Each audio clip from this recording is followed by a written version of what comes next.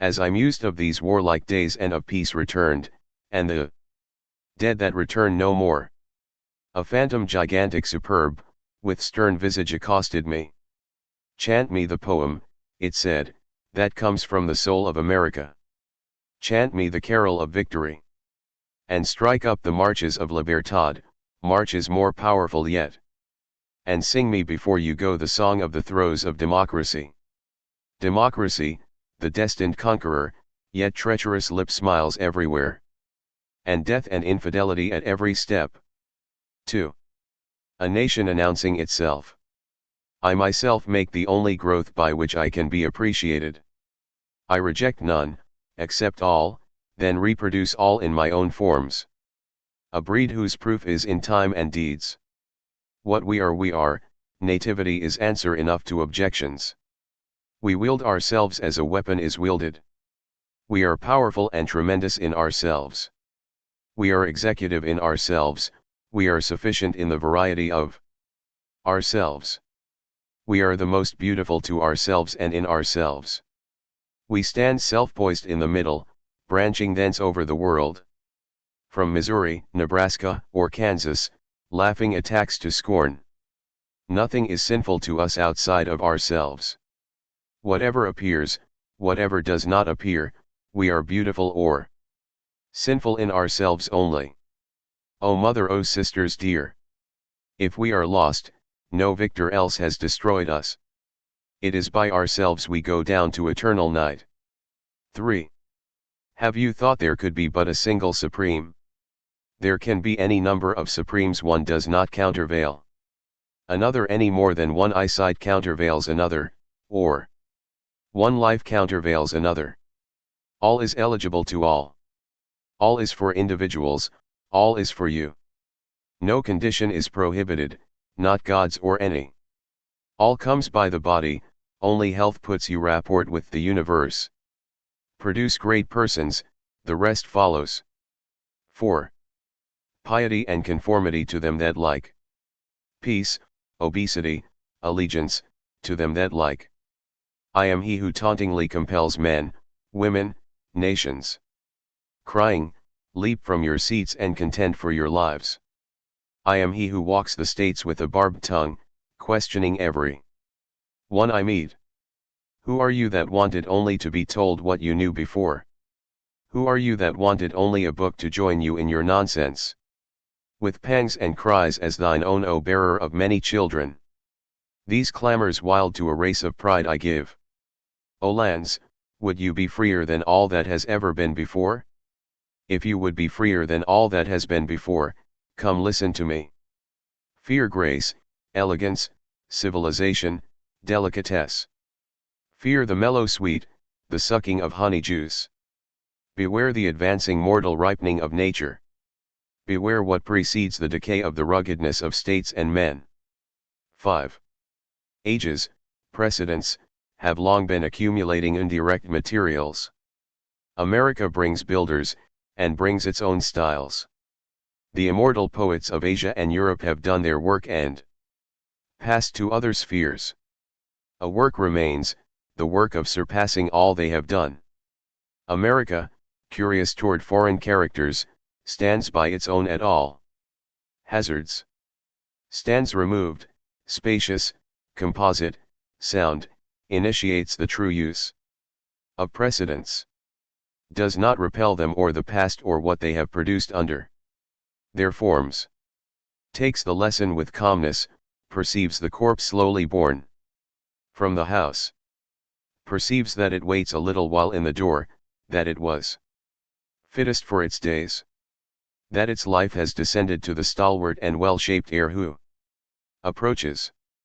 And that he shall be fittest for his days. Any period one nation must lead. One land must be the promise and reliance of the future. These states are the amplest poem.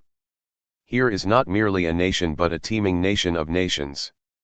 Here the doings of men correspond with the broadcast doings of the day and night. Here is what moves in magnificent masses careless of particulars. Here are the roughs, beards, friendliness, combativeness, the soul loves. Here the flowing trains, here the crowds, equality, diversity, the soul loves. 6. Land of lands and bards to corroborate. Of them standing among them, one lifts to the light a west-bred face. To him the hereditary countenance bequeathed both mothers and fathers. His first part substances, earth, water, animals, trees. Built of the common stock, having room for far and near. Used to dispense with other lands, incarnating this land. Attracting it body and soul to himself, hanging on its neck with incomparable love. Plunging his seminal muscle into its merits and demerits. Making its cities, beginnings, events, diversities, wars, vocal in him. Making its rivers, lakes, bays, embouchure in him.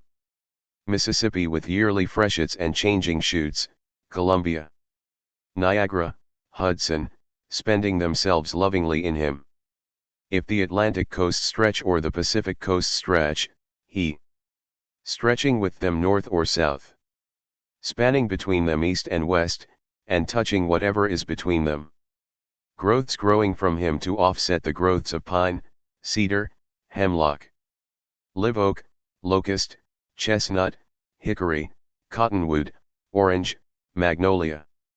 Tangles as tangled in him as any canebrake or swamp. He likening sides and peaks of mountains, forests coated with northern transparent ice. Off him pasturage sweet and natural as savanna, upland, prairie. Through him flights, whirls, screams, answering those of the fishhawk, mockingbird, night heron, and eagle. His spirit surrounding his country's spirit, unclosed to good and evil. Surrounding the essences of real things, old times and present times. Surrounding just found shores, islands, tribes of red aborigines. Weather-beaten vessels, landings, settlements, embryo stature and muscle. The haughty defiance of the year one, war, peace, the formation of the Constitution. The separate states, the simple elastic scheme, the immigrants. The Union always swarming with blatherers and always sure and impregnable. The unsurveyed interior, log houses, clearings, wild animals. Hunters, trappers. Surrounding the multiform agriculture, mines, temperature, the gestation of new states. Congress convening every 12th month, the members duly coming up from the uttermost parts. Surrounding the noble character of mechanics and farmers, especially the young men. Responding their manners, speech, dress, friendships, the gait they have of persons who never knew how it felt to stand in the presence of superiors. The freshness and candor of their physiognomy, the copiousness and decision of their phrenology. The picturesque looseness of their carriage, their fierceness when wronged. The fluency of their speech, their delight in music, their curiosity. Good temper and open-handedness, the whole composite make. The prevailing ardor and enterprise, the large amativeness. The perfect equality of the female with the male, the fluid movement of the population. The superior marine, free commerce, fisheries, whaling, gold digging. Wharf-hemmed cities, railroad and steamboat lines intersecting all points. Factories, mercantile life, labor-saving machinery, the Northeast, Northwest, Southwest. Manhattan firemen, the Yankee swap, Southern plantation life. Slavery the murderous, treacherous conspiracy to raise it upon the ruins of all the rest. On and on to the grapple with it assassin.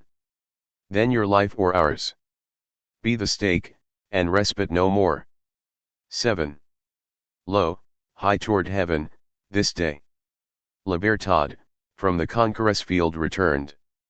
I mark the new aureola around your head. No more of soft astral, but dazzling and fierce. With war's flames and the lambent lightnings playing. And your port immovable where you stand. With still the inextinguishable glance and the clenched and lifted fist.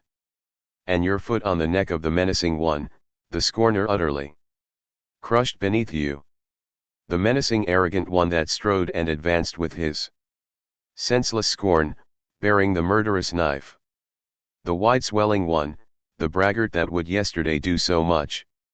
Today a carrion dead and damned, the despised of all the earth. An awful rank, to the dunghill maggots spurned. 8. Others take finish, but the Republic is ever constructive and ever keeps vista. Others adorn the past, but you, O days of the present, I adorn you. O days of the future, I believe in you, I isolate myself for your sake. O America, because you build for mankind, I build for you. O well-beloved stonecutters, I lead them who plan with decision and science. Lead the present with friendly hand toward the future. Bravas to all impulses, sending sane children to the next age. But damn that which spends itself with no thought of the stain, pains, dismay, feebleness, it is bequeathing. 9. I listened to the Phantom by Ontario's shore. I heard the voice arising demanding bards. By them all native and grand, by them alone can these states be fused into the compact organism of a nation. To hold men together by paper and seal or by compulsion is no account. That only holds men together which aggregates all in a living principle. As the hold of the limbs of the body or the fibers of plants. Of all races and eras, these states with veins full of poetical stuff most need poets, and are to have the greatest, and use them the greatest. Their presidents shall not be their common referee so much as their poets shall. Soul of love and tongue of fire. I to pierce the deepest deeps and sweep the world. A mother, prolific and full in all besides, yet how long barren, barren. 10. Of these states the poet is the equable man. Not in him but off from him things are grotesque, eccentric, fail of their full returns. Nothing out of its place is good, nothing in its place is bad. He bestows on every object or quality its fit proportion, neither more nor less. He is the arbiter of the diverse, he is the key. He is the equalizer of his age and land. He supplies what wants supplying, he checks what wants checking. In peace out of him speaks the spirit of peace, large, rich, thrifty, building populous towns, encouraging agriculture, arts, commerce, lighting the study of man, the soul, health, immortality, government. In war he is the best backer of the war, he fetches artillery as good as the engineers, he can make every word he speaks draw blood. The years straying toward infidelity he withholds by his steady faith. He is no arguer, he is judgment, nature accepts him absolutely. He judges not as the judge judges but as the sun failing round. Helpless thing. As he sees the farthest he has the most faith. His thoughts are the hymns of the praise of things. In the dispute on God and eternity he is silent. He sees eternity less like a play with a prologue and denouement. He sees eternity in men and women, he does not see men and women as dreams or dots. For the great idea, the idea of perfect and free individuals. For that, the bard walks in advance, leader of leaders. The attitude of him cheers up slaves and horrifies foreign despots. Without extinction is liberty, without retrograde is equality. They live in the feelings of young men and the best women. Not for nothing have the indomitable heads of the earth been always ready to fall for liberty. 11. For the great idea. That, O my brethren, that is the mission of poets. Songs of stern defiance ever ready. Songs of the rapid arming and the march. The flag of peace quick folded, and instead the flag we know. Warlike flag of the great idea. Angry cloth I saw there leaping. I stand again in leaden rain your flapping folds saluting. I sing you over all, flying beckoning through the fight, oh the hard contested fight. The cannons ope their rosy flashing muzzles, the hurtled balls scream. The battlefront forms amid the smoke, the volleys pour incessant from the line. Hark, the ringing word charge, now the tussle and the furious, maddening yells. Now the corpses tumble curled upon the ground. Cold, cold in death, for precious life of you. Angry cloth I saw there leaping. 12. Are you he who would assume a place to teach or be a poet here in the States? The place is august, the terms obdurate. Who would assume to teach here may well prepare himself body and mind. He may well survey, ponder, arm, fortify, harden, make lithe himself. He shall surely be questioned beforehand by me with many and stern questions. Who are you indeed who would talk or sing to America? Have you studied out the land, its idioms, and men? Have you learned the physiology, phrenology, politics, geography, pride, freedom, friendship of the land, its substratums and objects? Have you considered the organic compact of the first day of the first year of independence, signed by the commissioners, ratified by the states, and read by Washington at the head of the army? Have you possessed yourself of the federal constitution? Do you see who have left all feudal processes and poems behind them, and assumed the poems and processes of democracy? Are you faithful to things? Do you teach what the land and sea, the bodies of men, womanhood, amativeness, heroic angers, teach? Have you sped through fleeting customs, popularities? Can you hold your hand against all seductions, follies, whirls, fierce contentions? Are you very strong? Are you really of the whole people? Are you not of some coterie, some school or mere religion? Are you done with reviews and criticisms of life, animating now to life itself? Have you vivified yourself from the maternity of these states? Have you too the old ever-fresh forbearance and impartiality? Do you hold the like love for those hardening to maturity? For the last-born, little and big? And for the errant? What is this you bring my America? Is it uniform with my country? Is it not something that has been better told or done before? Have you not imported this or the spirit of it in some ship? Is it not a mere tale? A rhyme?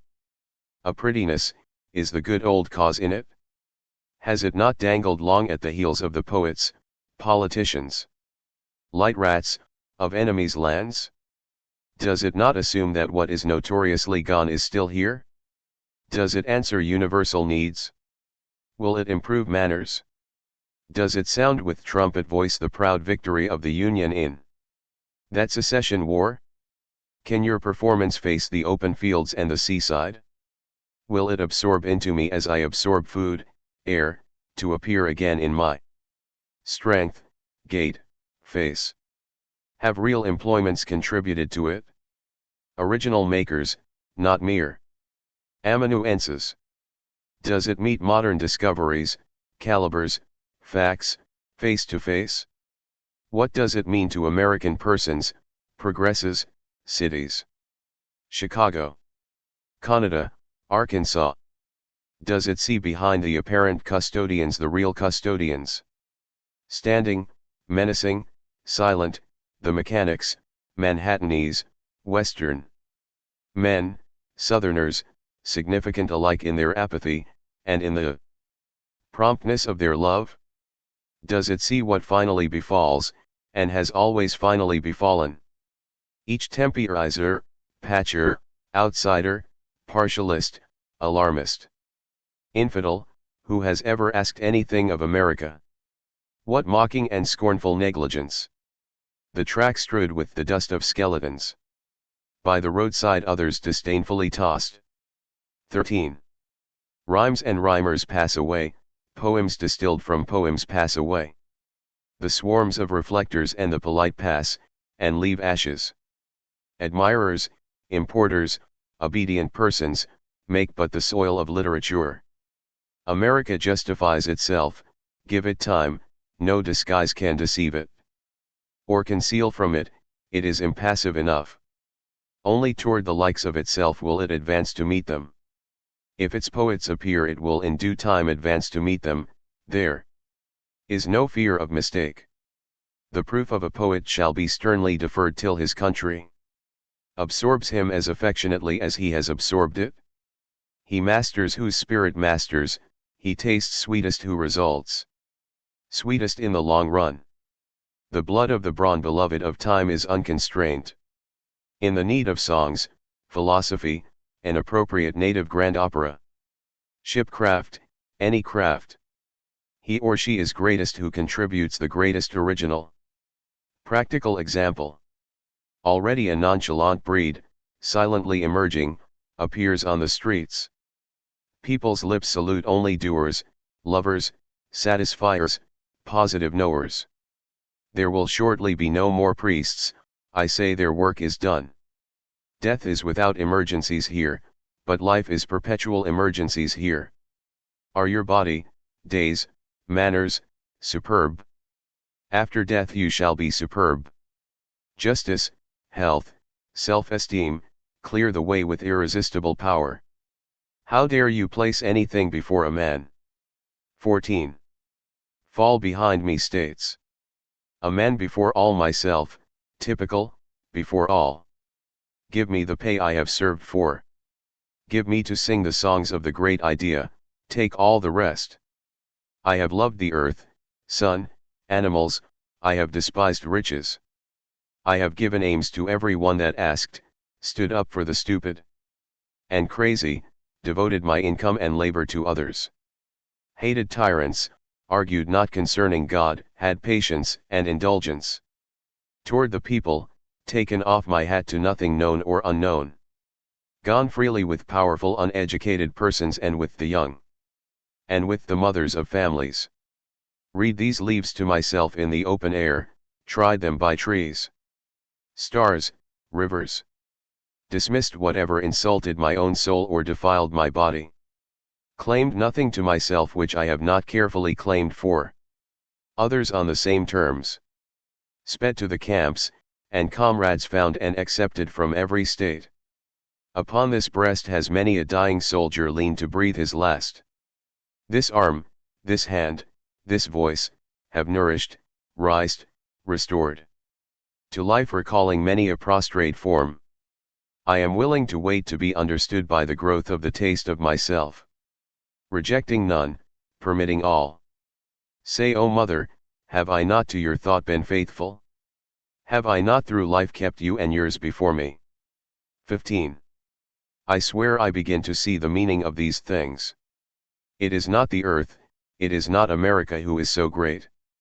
It is I who am great or to be great, it is you up there, or anyone. It is to walk rapidly through civilizations, governments, theories. Through poems, pageants, shows, to form individuals. Underneath all, individuals. I swear nothing is good to me now that ignores individuals. The American compact is altogether with individuals. The only government is that which makes minute of individuals. The whole theory of the universe is directed unerringly to one single individual, namely to you. Mother, with subtle sense severe, with the naked sword in your hand.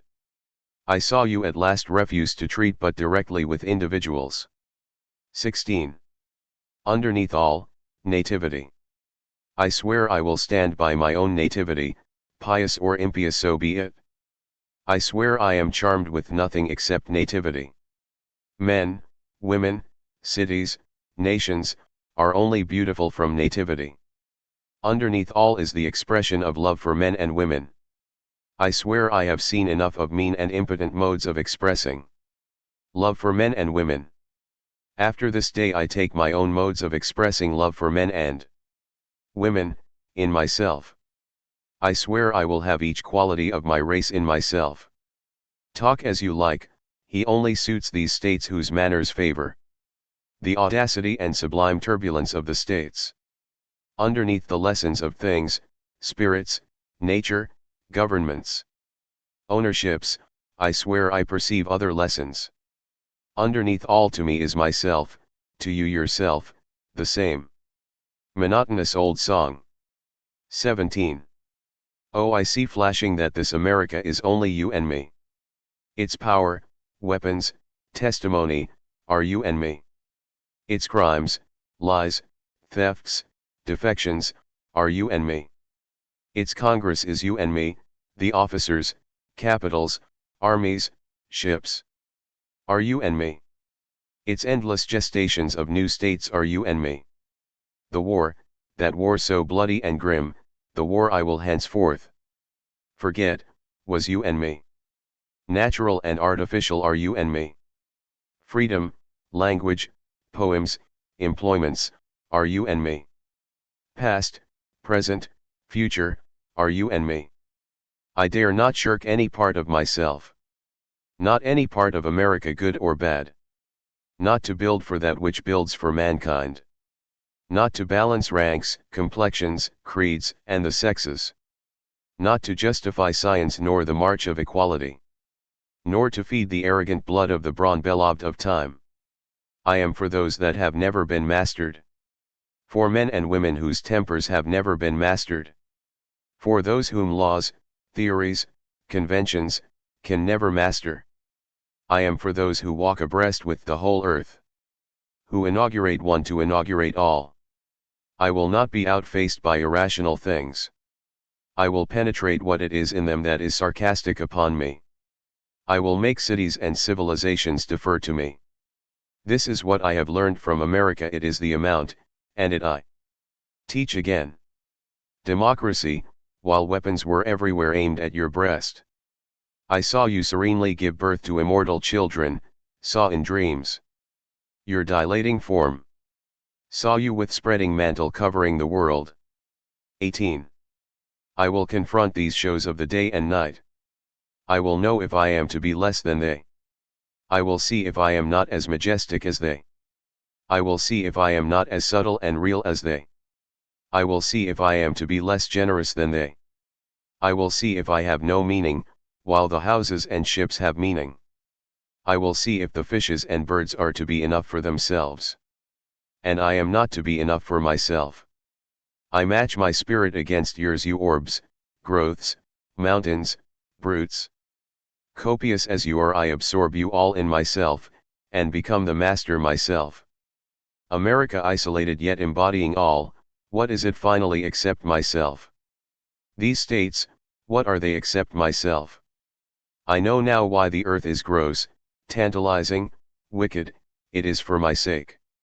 I take you specially to be mine, you terrible, rude forms. Mother, bend down, bend close to me your face. I know not what these plots and wars and deferments are for. I know not fruition's success, but I know that through war and crime, your work goes on, and must yet go on. 19.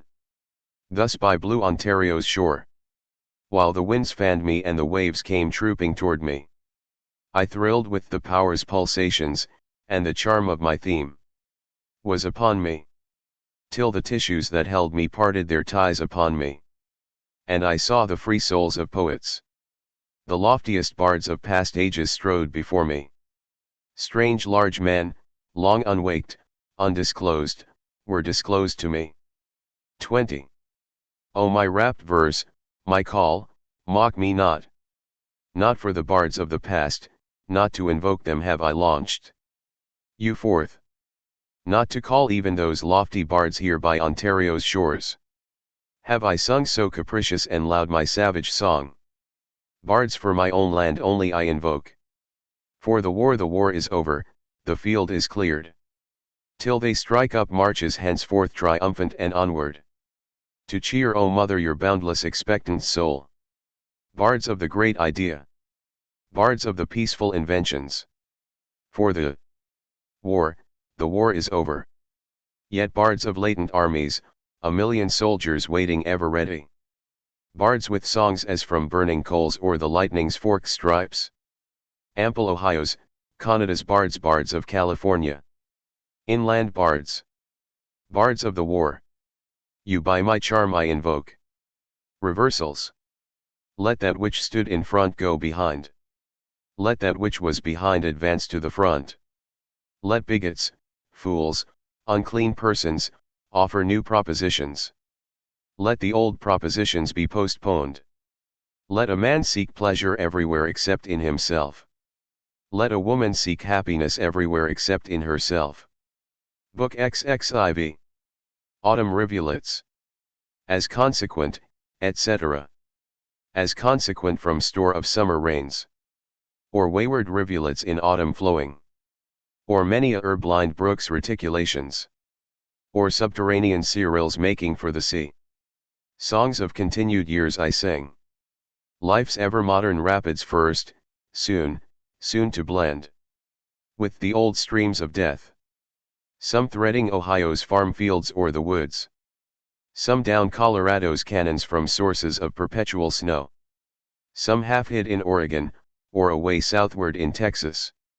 Some in the north finding their way to Erie, Niagara, Ottawa. Some to Atlantica's bays, and so to the great salt brine. In you who are my book perusing. In I myself, in all the world, these currents flowing. All toward the mystic ocean tending. Currents for starting a continent new. Overtures sent to the solid out of the liquid. Fusion of ocean and land, tender and pensive waves. Not safe and peaceful only, waves roused and ominous too. Out of the depths the storm's abyssmic waves, who knows whence. Raging over the vast, with many a broken spar and tattered sail. Or from the sea of time, collecting vasting all, I bring a windrow drift of weeds and shells.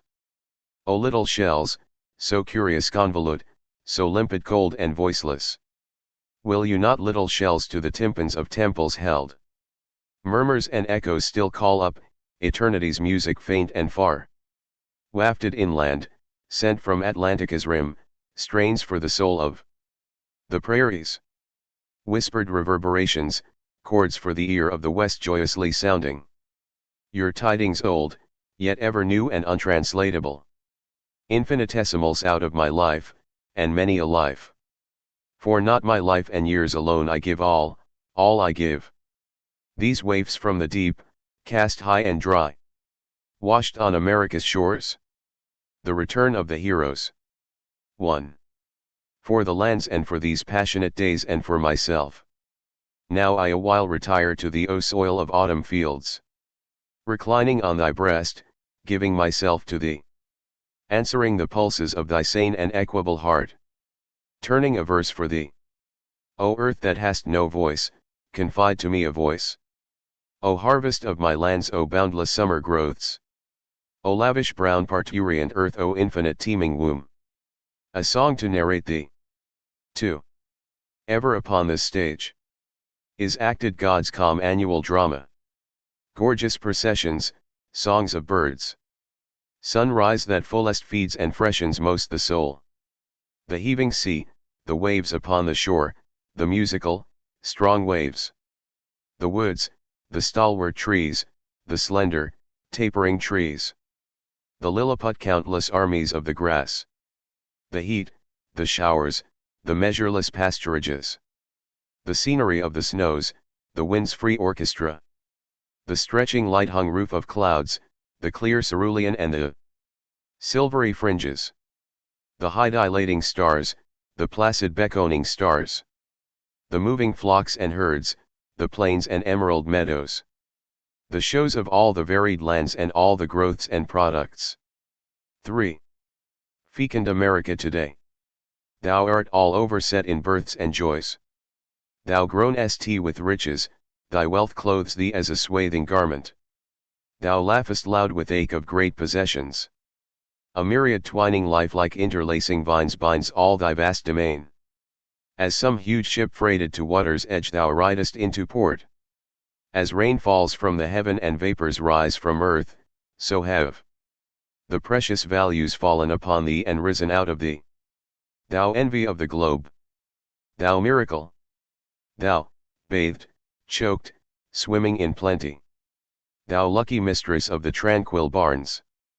Thou prairie dame that sittest in the middle and lookest out upon thy world, and lookest east and lookest west. Dispensatress, that by a word givest 1,000 miles, a million farms, and missest nothing.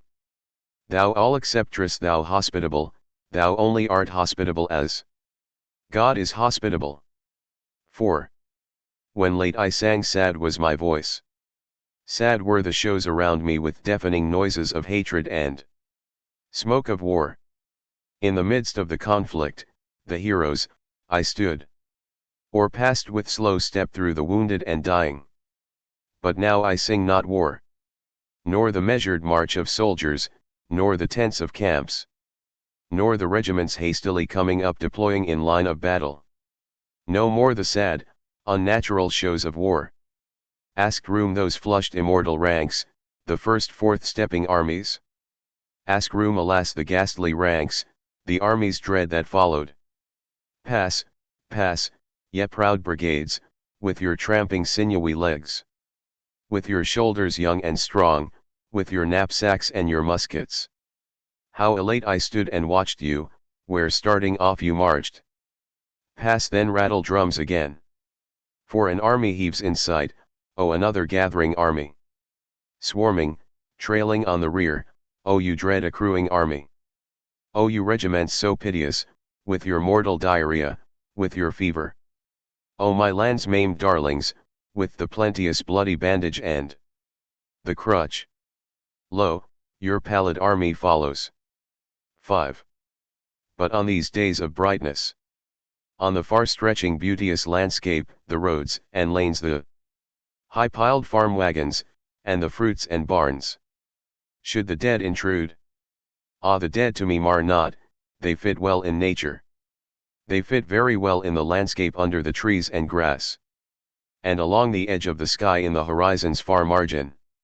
Nor do I forget you departed, nor in winter or summer my lost ones, but most in the open air as now when my soul is wrapped and at peace. Like pleasing phantoms, your memories rising glide silently by me. 6. I saw the day, the return of the heroes. Yet the heroes never surpassed shall never return. Them that day I saw not. I saw the interminable corps, I saw the processions of armies. I saw them approaching, defiling by with divisions. Streaming northward, their work done, camping a while in clusters of mighty camps. No holiday soldiers youthful, yet veterans. Worn, swart, handsome, strong, of the stock of homestead and workshop. Hardened of many a long campaign and sweaty march. Inured on many a hard-fought bloody field. A pause the armies wait. A million flushed embattled conquerors wait. The world too waits, then soft as breaking night and sure as dawn. They melt, they disappear. Exult, O lands! Victorious lands! Not there your victory on those red shuddering fields, but here and hence your victory. Melt, melt away ye armies, disperse ye blue-clad soldiers. Resolve ye back again, give up for good your deadly arms. Other the arms the fields henceforth for you, or south or north. With saner wars, sweet wars, life-giving wars. 7. Loud O my throat, and clear O soul. The season of thanks and the voice of full yielding. The chant of joy and power for boundless fertility. All tilled and untilled fields expand before me. I see the true arenas of my race, or first or last. Man's innocent and strong arenas. I see the heroes at other toils. I see well wielded in their hands the better weapons. I see where the mother of all, with full spanning eye gazes forth, dwells long, and counts the varied gathering of the products.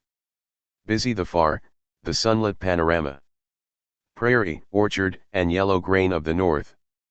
Cotton and rice of the south and Luginian cane. Open unseeded fallows, rich fields of clover and timothy. Kine and horses feeding, and droves of sheep and swine.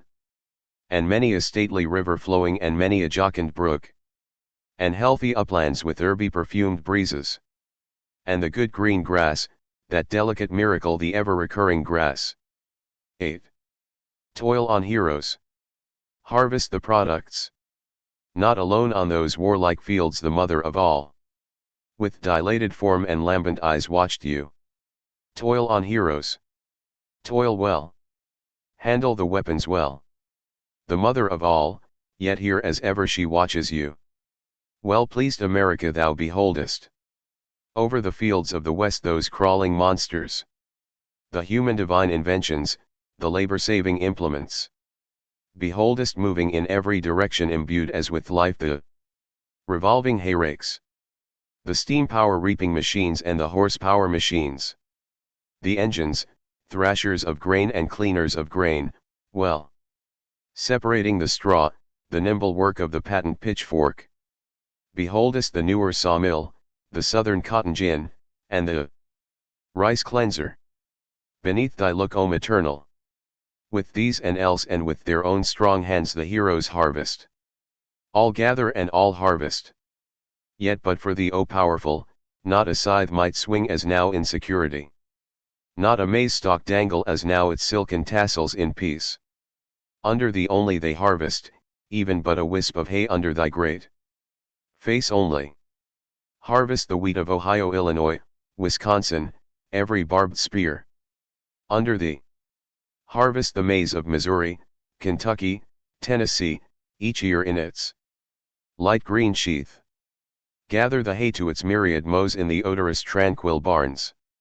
Oats to their bins, the white potato, the buckwheat of Michigan, to theirs.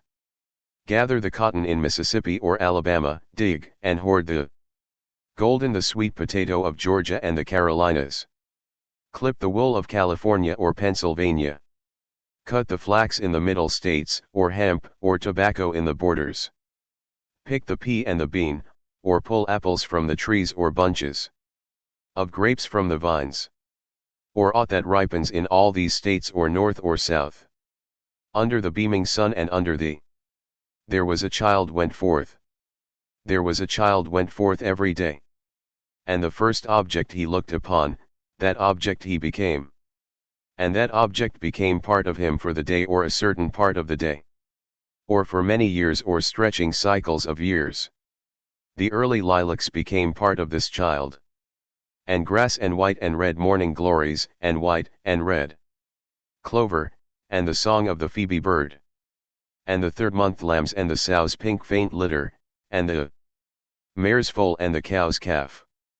And the noisy brood of the barnyard or by the mire of the pond side. And the fish suspending themselves so curiously below there, and the beautiful curious liquid. And the water plants with their graceful flat heads, all became part of him. The field sprouts of fourth month and fifth month became part of him. Winter grain sprouts and those of the light yellow corn, and the esculent roots of the garden. And the apple trees covered with blossoms and the fruit afterward. And woodberries, and the commonest weeds by the road. And the old drunkard staggering home from the outhouse of the tavern whence he had lately risen. And the schoolmistress that passed on her way to the school. And the friendly boys that passed, and the quarrelsome boys. And the tidy and fresh-cheeked girls, and the barefoot Negro boy and girl. And all the changes of city and country wherever he went. His own parents, he that had fathered him and she that had conceived him in her womb and birthed him. They gave this child more of themselves than that. They gave him afterward every day, they became part of him. The mother at home quietly placing the dishes on the supper table. The mother with mild words, clean her cap and gown, a wholesome odor falling off her person and clothes as she walks by. The father, strong, self-sufficient, manly, mean, angered, unjust. The blow, the quick loud word, the tight bargain, the crafty lure. The family usages, the language, the company, the furniture, the yearning and swelling heart. Affection that will not be gainsaid, the sense of what is real, the thought if after all it should prove unreal. The doubts of daytime and the doubts of nighttime, the curious whether and how. Whether that which appears so is so, or is it all flashes and specks. Men and women crowding fast in the streets, if they are not flashes. And specks, what are they? The streets themselves and the facades of houses, and goods in the windows. vehicles, teams, the heavy planked wharves, the huge crossing at the ferries. The village on the highlands seen from afar at sunset, the river between shadows, aureola, and mist, the light falling on roofs and gables of white or brown 2 miles off. The schooner nearby sleepily dropping down the tide, the little boat slack-towed astern. The hurrying tumbling waves, quick broken crests, slapping the strata of colored clouds, the long bar of maroon tint away. Solitary by itself, the spread of purity it lies motionless in. The horizon's edge, the flying sea crow, the fragrance of salt marsh and shore mud. These became part of that child who went forth every day, and who now goes, and will always go forth every day. Old Ireland. Far hence amid an isle of wondrous beauty. Crouching over a grave an ancient sorrowful mother. Once a queen, now lean and tattered seated on the ground. Her old white hair drooping dishevelled round her shoulders. At her feet fallen an unused royal harp. Long silent, she too long silent, mourning her shrouded hope and air. Of all the earth her heart most full of sorrow because most full of love. Yet a word, ancient mother. You need crouch there no longer on the cold ground with forehead between your knees. Oh, you need not sit there veiled in your old white hair so dishevelled. For know you, the one you mourn is not in that grave. It was an illusion, the son you love was not really dead. The Lord is not dead, he is risen again young and strong in another country. Even while you wept there by your fallen harp by the grave. What you wept for was translated, passed from the grave. The winds favored and the sea sailed it. And now with rosy and new blood. Moves today in a new country. The city dead house. By the city dead house by the gate. As idly sauntering wending my way from the clangor. I curious pause, for lo, an outcast form, a poor dead prostitute brought. Her corpse they deposit unclaimed, it lies on the damp brick pavement. The divine woman, her body, I see the body, I look on it alone. That house once full of passion and beauty, all else I notice not. Nor stillness so cold, nor running water from faucet, nor odors morbific impress me. But the house alone, that wondrous house, that delicate fair house. That ruin. That immortal house more than all the rows of dwellings ever built. Or white-domed capitol with majestic figure surmounted, or all the old high-spiered cathedrals. That little house alone more than them all, poor, desperate house. Fair, fearful wreck tenement of a soul itself a soul. Unclaimed, avoided house, take one breath from my tremulous lips. Take one tear dropped aside as I go for thought of you. Dead house of love, house of madness and sin, crumbled, crushed. House of life, erewhile talking and laughing, but ah, poor house. Dead even then. Months, years, an echoing, garnished house, but dead, dead, dead. This compost. 1. Something startles me where I thought I was safest. I withdraw from the still woods I loved. I will not go now on the pastures to walk. I will not strip the clothes from my body to meet my lover the sea. I will not touch my flesh to the earth as to other flesh to renew me. Oh, how can it be that the ground itself does not sicken? How can you be alive, you growths of spring? How can you furnish health, you blood of herbs, roots, orchards, grain? Are they not continually putting distempered corpses within you? Is not every continent worked over and over with sour dead? Where have you disposed of their carcasses? Those drunkards and gluttons of so many generations. Where have you drawn off all the foul liquid and meat? I do not see any of it upon you today, or perhaps I am deceived. I will run a furrow with my plough, I will press my spade through the sod and turn it up underneath. I am sure I shall expose some of the foul meat. 2. Behold this compost. Behold it well. Perhaps every mite has once formed part of a sick person, yet behold. The grass of spring covers the prairies. The bean bursts noiselessly through the mold in the garden. The delicate spear of the onion pierces upward. The apple buds cluster together on the apple branches.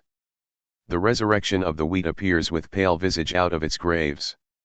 The tinge awakes over the willow tree and the mulberry tree. The he-birds carol mornings and evenings while the she-birds sit on their nests. The young of poultry break through the hatched eggs. The newborn of animals appear, the calf is dropped from the cow, the colt from the mare. Out of its little hill faithfully rise the potato's dark green leaves. Out of its hill rises the yellow maize stalk, the lilacs bloom in the dooryards. The summer growth is innocent and disdainful above all those strata of sour dead. What chemistry! That the winds are really not infectious. That this is no cheat, this transparent green wash of the sea which is so amorous after me. That it is safe to allow it to lick my naked body all over with its tongues. That it will not endanger me with the fevers that have deposited themselves in it. That all is clean forever and forever. That the cool drink from the well tastes so good. That blackberries are so flavorous and juicy. That the fruits of the apple orchard and the orange orchard, that melons, grapes, peaches, plums, will none of them poison me. That when I recline on the grass I do not catch any disease. Though probably every spear of grass rises out of what was once catching disease. Now I am terrified at the earth, it is that calm and patient. It grows such sweet things out of such corruptions. It turns harmless and stainless on its axis, with such endless successions of diseased corpses. It distills such exquisite winds out of such infused fator. It renews with such unwitting looks its prodigal, annual, sumptuous crops. It gives such divine materials to men, and accepts such leavings from them at last. To a foiled European revolution heir. Courage yet, my brother or my sister. Keep on, liberty is to be subserved whatever occurs. That is nothing that is quelled by one or two failures, or any number of failures. Or by the indifference or ingratitude of the people, or by any unfaithfulness. Or the show of the tushes of power, soldiers, cannon, penal statutes. What we believe in waits latent forever through all the continents. Invites no one, promises nothing, sits in calmness and light, is positive and composed, knows no discouragement. Waiting patiently, waiting its time. Not songs of loyalty alone are these, but songs of insurrection also. For I am the sworn poet of every dauntless rebel the world over. And he going with me leaves peace and routine behind him, and stakes his life to be lost at any moment. The battle rages with many a loud alarm and frequent advance and retreat. The infidel triumphs, or supposes he triumphs. The prison, scaffold, garrote, handcuffs, iron necklace and lead balls do their work. The named and unnamed heroes pass to other spheres. The great speakers and writers are exiled, they lie sick in distant lands. The cause is asleep, the strongest throats are choked with their own blood. The young men droop their eyelashes toward the ground when they meet. But for all this liberty has not gone out of the place, nor the infidel entered into full possession. When liberty goes out of a place it is not the first to go, nor the second or third to go. It waits for all the rest to go, it is the last. When there are no more memories of heroes and martyrs. And when all life and all the souls of men and women are discharged from any part of the earth, then only shall liberty or the idea of liberty be discharged from that part of the earth, and the infidel come into full possession. Then courage, European revolter, revolt res. For till all ceases neither must you cease. I do not know what you are for, I do not know what I am for myself. Nor what anything is for. But I will search carefully for it even in being foiled. In defeat, poverty, misconception, imprisonment, for they too are great. Did we think victory great? So it is, but now it seems to me, when it cannot be helped, that Defeat is great. And that death and dismay are great. Unnamed land. Nations 10,000 years before these states, and many times 10,000 years before these states. Garnered clusters of ages that men and women like us grew up and traveled their course and passed on. What vast built cities, what orderly republics, what pastoral tribes and nomads. What histories, rulers, heroes, perhaps transcending all others. What laws, customs, wealth, arts, traditions. What sort of marriage, what costumes, what physiology and phrenology. What of liberty and slavery among them, what they thought of death. And the soul.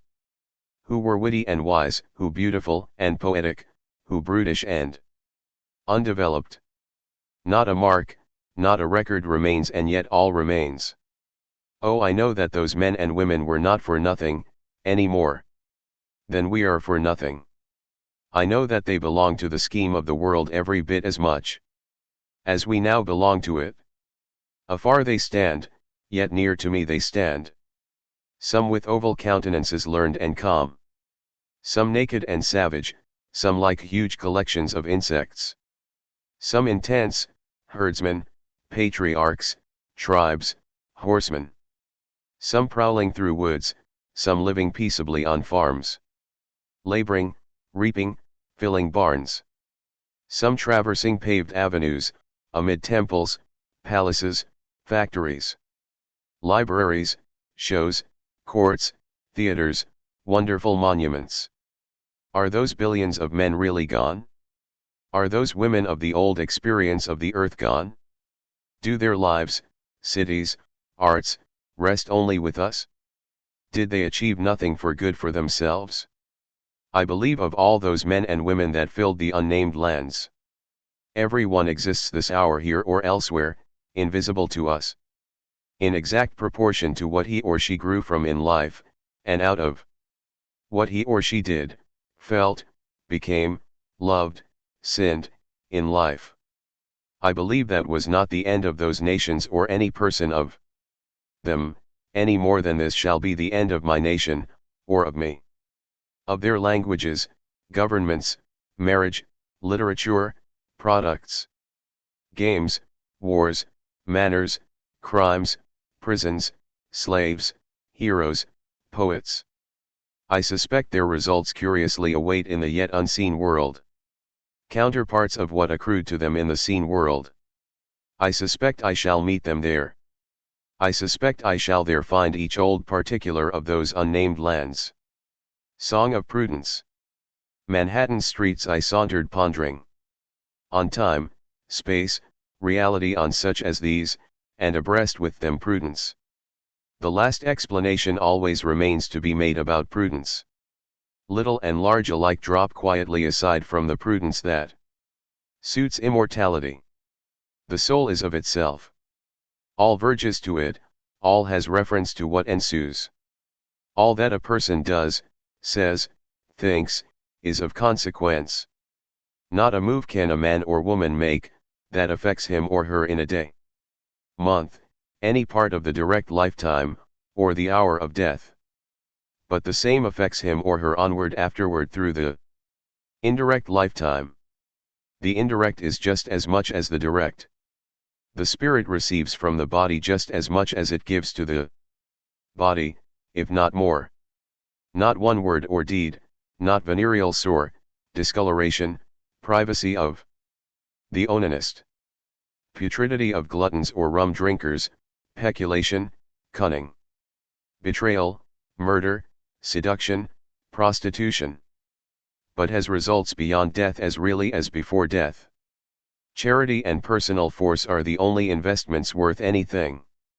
No specification is necessary, all that a male or female does, that is vigorous, benevolent, clean, is so much profit to him or her. In the unshakable order of the universe and through the whole scope of it forever. Who has been wise receives interest. Savage, felon, president, judge, farmer, sailor, mechanic, literat. Young, old, it is the same. The interest will come round, all will come round. Singly, wholly, to affect now, affected their time, will forever affect. All of the past and all of the present and all of the future. All the brave actions of war and peace. All help given to relatives, strangers, the poor, old, sorrowful. Young children, widows, the sick, and to shunned persons. All self-denial that stood steady and aloof on wrecks, and saw others fill the seats of the boats. All offering of substance or life for the good old cause, or for a friend's sake, or opinion's sake. All pains of enthusiasts scoffed at by their neighbors. All the limitless sweet love and precious suffering of mothers. All honest men baffled in strifes recorded or unrecorded. All the grandeur and good of ancient nations whose fragments we inherit. All the good of the dozens of ancient nations unknown to us by name, date, location. All that was ever manfully begun, whether it succeeded or no. All suggestions of the divine mind of man or the divinity of his mouth, or the shaping of his great hands. All that is well thought or said this day on any part of the globe, or on any of the wandering stars, or on any of the fixed stars. By those there as we are here. All that is henceforth to be thought or done by you whoever you are. Or by any one. These inure, have inured, shall inure, to the identities from which they sprang, or shall spring. Did you guess anything lived only its moment? The world does not so exist, no parts palpable or impalpable so exist. No consummation exists without being from some long previous consummation, and that from some other. Without the farthest conceivable one coming a bit nearer the beginning than any. Whatever satisfies souls is true. Prudence entirely satisfies the craving and glut of souls. Itself only finally satisfies the soul. The soul has that measureless pride which revolts from every lesson but its own. Now I breathe the word of the prudence that walks abreast with time, space, reality. That answers the pride which refuses every lesson but its own. What is prudence is indivisible. Declines to separate one part of life from every part. Divides not the righteous from the unrighteous or the living from the dead. Matches every thought or act by its correlative. Knows no possible forgiveness or deputed atonement. Knows that the young man who composedly periled his life and lost it has done exceedingly well for himself without doubt. That he who never periled his life, but retains it to old age in riches and ease, has probably achieved nothing for himself worth mentioning. Knows that only that person has really learned who has learned to prefer results. Who favors body and soul the same. Who perceives the indirect assuredly following the direct.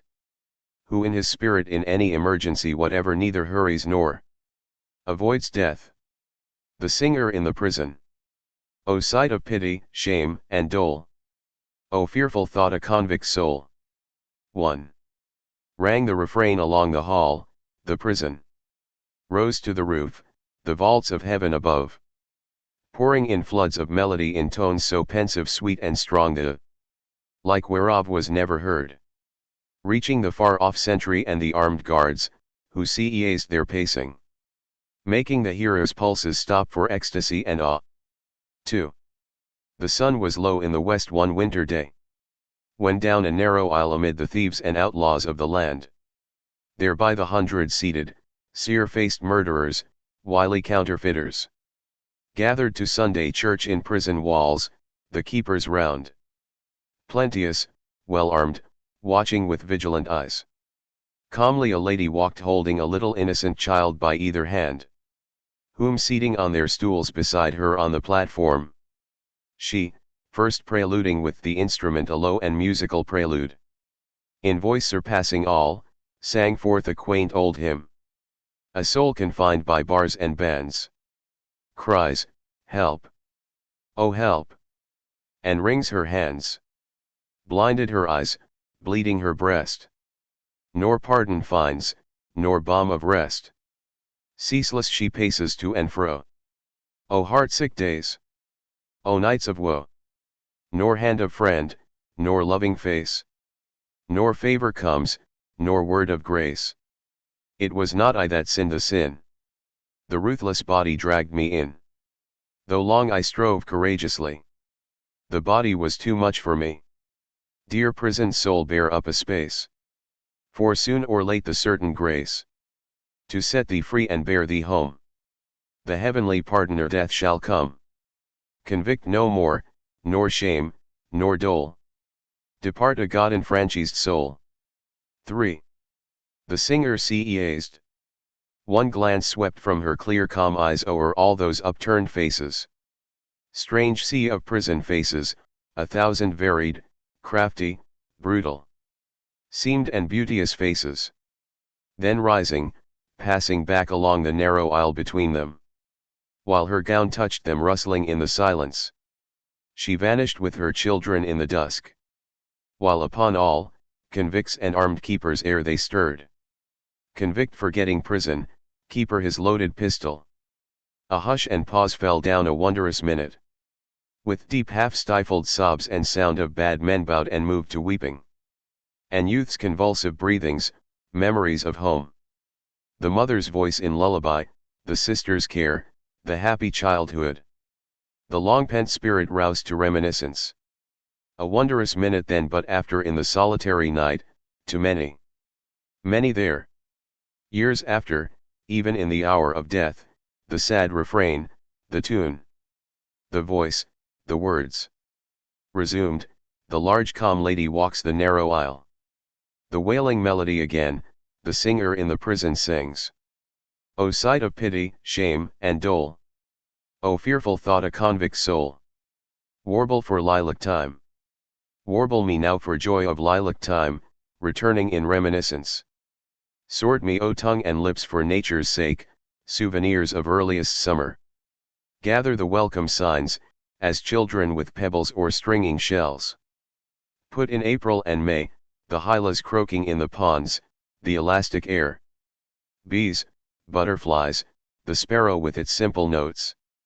Bluebird and darting swallow, nor forget the high hole flashing his golden wings. The tranquil sunny haze, the clinging smoke, the vapor. Shimmer of waters with fish in them, the cerulean above. All that is jocund and sparkling, the brooks running. The maple woods, the crisp February days and the sugar making. The robin where he hops, bright-eyed, brown-breasted. With musical clear call at sunrise, and again at sunset. Or flitting among the trees of the apple orchard, building the nest of his mate. The melted snow of March, the willow sending forth its yellow-green sprouts. For springtime is here. The summer is here. And what is this in it? And from it? Thou, soul, unloosen the restlessness after I know not what. Come, let us lag here no longer, let us be up and away. Oh, if one could but fly like a bird! Oh, to escape, to sail forth as in a ship. To glide with thee, O soul, o'er all, in all, as a ship o'er the waters. Gathering these hints, the preludes, the blue sky, the grass, the morning drops of dew. The lilac scent, the bushes with dark green heart-shaped leaves. Wood violets, the little delicate pale blossoms called innocence. Samples and sorts not for themselves alone, but for their atmosphere. To grace the bush I love to sing with the birds. A warble for joy of returning in reminiscence. Outlines for a tomb GP, buried 1870. 1. What may we chant, O thou within this tomb? What tablets, outlines, hang for thee, O millionaire? The life thou lived st we know not. But that thou walked st thy years in barter, mid the haunts of brokers. Nor heroism thine, nor war, nor glory. 2. Silent, my soul. With drooping lids, as waiting, pondered. Turning from all the samples, monuments of heroes. While through the interior vistas, noiseless uprose, phantasmic, as by night auroras of the north. Lambent tableaus, prophetic, bodiless scenes. Spiritual projections. In one, among the city streets a laborer's home appeared. After his day's work done, cleanly, sweet-aired, the gaslight burning, the carpet swept and a fire in the cheerful stove. In one, the sacred parturition scene. A happy painless mother birthed a perfect child. In one, at a bounteous morning meal, sat peaceful parents with contented sons. In one, by twos and threes, young people, hundreds entreing, walked the paths and streets and roads, toward a tall domed school. In one a trio beautiful, grandmother, loving daughter's daughter, sat, chatting and sewing. In one, along a suite of noble rooms, mid plenteous books and journals, paintings on the walls, fine statuettes, were groups of friendly journeymen, mechanics young and old, reading, conversing. All the shows of laboring life. City and country, women's, men's, and children's. Their wants provided for, hued in the sun and tinged for once with joy. Marriage, the street, the factory, farm, the house room, lodging room. Labor and toll, the bath, gymnasium, playground, library, college. The student, boy or girl, led forward to be taught. The sick cared for, the shoeless shod, the orphan fathered and mothered. The hungry fed, the houseless housed. The intentions perfect and divine. The workings, details, haply human. 3. O thou within this tomb. From thee such scenes, thou stintless, lavish giver. Tallying the gifts of earth, large as the earth. Thy name an earth, with mountains, fields, and tides. Nor by your streams alone, you rivers. By you, your banks Connecticut. By you and all your teeming life old Thames. By you Potomac laving the ground Washington trod, by you Patapsco. You Hudson, you endless Mississippi nor you alone. But to the high seas launch, my thought, his memory. Out from behind this mask to confront a portrait. 1. Out from behind this bending rough-cut mask. These lights and shades, this drama of the whole. This common curtain of the face contained in me for me, in you for you, in each for each. Tragedies, sorrows, laughter, tears zero heaven. The passionate teeming plays this curtain hid. This glaze of God's serenest purest sky. This film of Satan's seething pit. This heart's geography's map, this limitless small continent, this soundless sea. Out from the convolutions of this globe. This subtler astronomic orb than sun or moon, than Jupiter, Venus, Mars. This condensation of the universe, nay here the only universe. Here the idea, all in this mystic handful wrapped. These buoyant eyes, flashing to you to pass to future time. To launch and spin through space revolving sidling, from these to emanate. To you who are you are a look. 2. A traveler of thoughts and years, of peace and war. Of youth long sped and middle age declining. As the first volume of a tale perused and laid away, and this the second. Songs, ventures, speculations, presently to close. Lingering a moment here and now, to you I opposite turn. As on the road or at some crevice door by chance, or opened window. Pausing, inclining, bearing my head, you specially I greet. To draw and clinch your soul for once inseparably with mine. Then travel on. Vocalism. 1. Vocalism, measure, concentration, determination, and the divine power to speak words. Are you full-lunged and limber-lipped from long trial? From vigorous practice? From physique? Do you move in these broad lands as broad as they? Come duly to the divine power to speak words. For only at last after many years, after chastity, friendship, procreation, prudence, and nakedness, After treading ground and breasting river and lake. After a loosened throat, after absorbing eras, temperaments, races. After knowledge, freedom, crimes. After complete faith, after clarifyings, elevations, and removing obstructions. After these and more, it is just possible there comes to a man, woman, the divine power to speak words.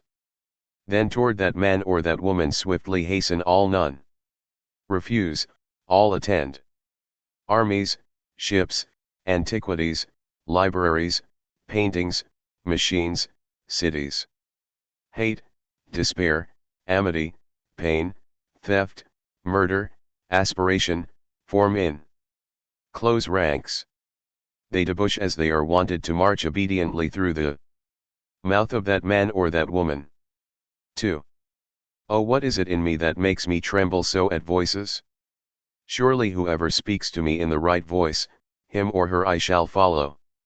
As the water follows the moon, silently, with fluid steps, anywhere around the globe. All waits for the right voices. Where is the practiced and perfect organ? Where is the developed soul? For I see every word uttered thence has deeper, sweeter, new sounds. Impossible on less terms. I see brains and lips closed, tympans and temples unstruck. Until that comes which has the quality to strike and to unclose. Until that comes which has the quality to bring forth what lies slumbering forever ready in all words. To him that was crucified. My spirit to yours, dear brother.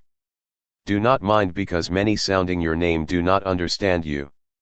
I do not sound your name, but I understand you. I specify you with joy, O my comrade, to salute you, and to salute those who are with you, before and since, and those to come also. That we all labor together transmitting the same charge and succession. We few equals indifferent of lands, indifferent of times. We, enclosers of all continents, all castes, allowers of all theologies. Compassionators, perceivers, rapport of men. We walk silent among disputes and assertions, but reject not the disputers nor anything that is asserted. We hear the bawling and din, we are reached at by divisions, jealousies, recriminations on every side. They close peremptorily upon us to surround us, my comrade. Yet we walk unheld, free, the whole earth over, journeying up and down till we make our ineffaceable mark upon time and the diverse eras. Till we saturate time and eras, that the men and women of races, ages to come, may prove brethren and lovers as we are. You felons on trial in courts. You felons on trial in courts. You convicts in prison cells, you sentenced assassins chained and handcuffed with iron. Who am I too that I am not on trial or in prison? Me ruthless and devilish as any, that my wrists are not chained with iron, or my ankles with iron. You prostitutes flaunting over the trottoirs or obscene in your rooms. Who am I that I should call you more obscene than myself? O culpable! I acknowledge I expose. O admirers, praise not me, compliment not me, you make me wince. I see what you do not, I know what you do not. Inside these breastbones I lie smutched and choked. Beneath this face that appears so impassive hell's tides continually run. Lusts and wickedness are acceptable to me. I walk with delinquents with passionate love. I feel I am of them, I belong to those convicts and prostitutes myself. And henceforth I will not deny them, for how can I deny myself? Laws for creations. Laws for creations. For strong artists and leaders, for fresh broods of teachers and perfect light rats for America. For noble savans and coming musicians. All must have reference to the ensemble of the world, and the compact truth of the world. There shall be no subject too pronounced, all works shall illustrate the divine law of indirect ions. What do you suppose creation is? What do you suppose will satisfy the soul, except to walk free and own no superior? What do you suppose I would intimate to you in 100 ways, but that man or woman is as good as God? And that there is no God any more divine than yourself? And that is what the oldest and newest myths finally mean? And that you or anyone must approach creations through such laws? To a common prostitute. Be composed, be at ease with me. I am Walt Whitman, liberal and lusty as nature. Not till the sun excludes you do I exclude you. Not till the waters refuse to glisten for you and the leaves to rustle for you, do my words refuse to glisten and rustle for you. My girl, I appoint with you an appointment, and I charge you that you make preparation to be worthy to meet me. And I charge you that you be patient and perfect till I come. Till then I salute you with a significant look that you do not forget me. I was looking a long while. I was looking a long while for intentions. For a clue to the history of the past for myself, and for these chance, and now I have found it. It is not in those paged fables in the libraries, them I neither accept nor reject. It is no more in the legends than in all else. It is in the present, it is this earth today. It is in democracy, the purport and aim of all the past. It is the life of one man or one woman today, the average man of today. It is in languages, social customs, literatures, arts. It is in the broad show of artificial things, ships, machinery, politics, creeds, modern improvements, and the interchange of nations. All for the modern, all for the average man of today. Thought of persons arrived at high positions, ceremonies, wealth, scholarships, and the like. To me all that those persons have arrived at sinks away from them, except as it results to their bodies and souls. So that often to me they appear gaunt and naked. And often to me each one mocks the others, and mocks himself or herself. And of each one the core of life, namely happiness, is full of the rotten excrement of maggots. And often to me those men and women pass unwittingly the true realities of life, and go toward false realities. And often to me they are alive after what custom has served them, but nothing more. And often to me they are sad, hasty, unwake somnambules walking the dusk. Miracles. Why, who makes much of a miracle? As to me I know of nothing else but miracles. Whether I walk the streets of Manhattan, or dart my sight over the roofs of houses toward the sky, or wade with naked feet along the beach just in the edge of the water, or stand under trees in the woods, or talk by day with anyone I love, or sleep in the bed at night with anyone I love, or sit at table at dinner with the rest, or look at strangers opposite me riding in the car, or watch honeybees busy around the hive of a summer forenoon, or animals feeding in the fields, or birds, or the wonderfulness of insects in the air, or the wonderfulness of the sundown, or of stars shining so quiet and bright, or the exquisite delicate thin curve of the new moon in spring. These with the rest, one and all, are to me miracles. The whole referring, yet each distinct and in its place. To me every hour of the light and dark is a miracle. Every cubic inch of space is a miracle. Every square yard of the surface of the earth is spread with the same. Every foot of the interior swarms with the same. To me the sea is a continual miracle. The fishes that swim, the rocks, the motion of the waves, the ships with men in them. What stranger miracles are there? Sparkles from the wheel, where the city's ceaseless crowd moves on the livelong day. Withdrawn I join a group of children watching, I pause aside with them. By the curb toward the edge of the flagging. A knife grinder works at his wheel sharpening a great knife. Bending over he carefully holds it to the stone, by foot and knee. With measured tread he turns rapidly, as he presses with light but firm hand. Forth issue then in copious golden jets. Sparkles from the wheel. The scene and all its belongings, how they seize and affect me.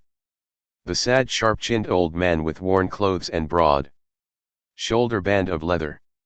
Myself effusing and fluid, a phantom curiously floating, now here. Absorbed and arrested. The group, an unminded point set in a vast surrounding. The attentive, quiet children, the loud, proud, restive bass of the streets. The low hoarse purr of the whirling stone, the light pressed blade. Diffusing, dropping, sideways darting, in tiny showers of gold. Sparkles from the wheel. To a pupil. Is reform needed? Is it through you? The greater the reform needed, the greater the personality you need. To accomplish it? You. Do you not see how it would serve to have eyes, blood, complexion, clean and sweet? Do you not see how it would serve to have such a body and soul that, when you enter the crowd, an atmosphere of desire and command enters with you, and everyone is impressed with your personality? Oh, the magnet! The flesh over and over. Go, dear friend, if need be give up all else, and commence today to inure yourself to pluck, reality, self-esteem, definiteness, elevatedness.